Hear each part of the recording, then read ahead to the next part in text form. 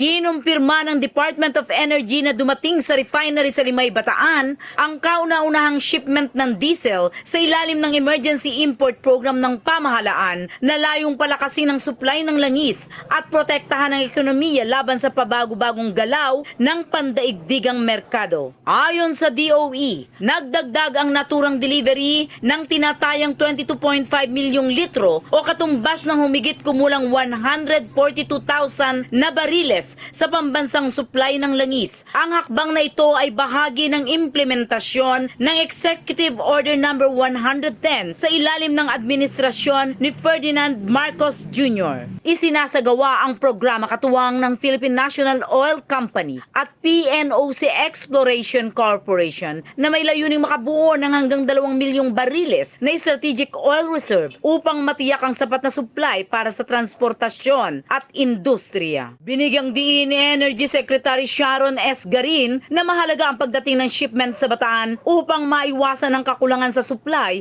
at mapanatili ang tuloy-tuloy na galaw ng ekonomiya. Sa gitna ng patuloy na hamon sa global oil market, inaasahang makatutulong ang programang ito upang mapatatag ang supply ng enerhiya at mabawasan ang epekto ng pagtaas ng presyo ng langis sa bansa. Balita mula sa Bataan, Central Luzon. Aileen Cuevas Sanchez para sa Kampiyon na Himpilan. Kampiyon sa balita, serbisyo publiko at kasiyahan sa buong Pilipinas. K5 News FM. K5 News FM. News FM.